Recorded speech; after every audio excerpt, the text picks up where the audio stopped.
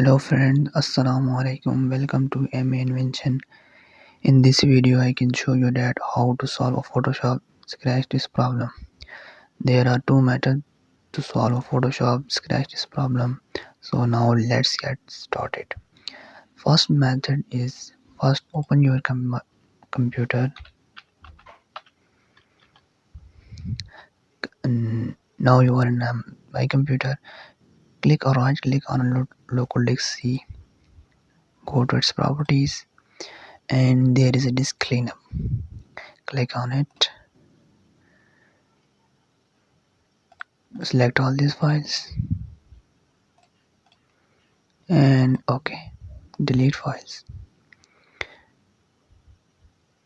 Deleting files.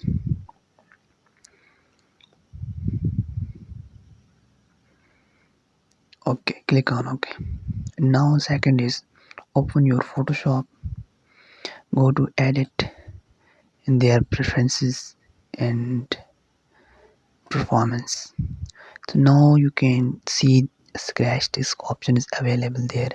Select it local disk D and E and press on OK. So it can solve your Photoshop's Scratch disk problem.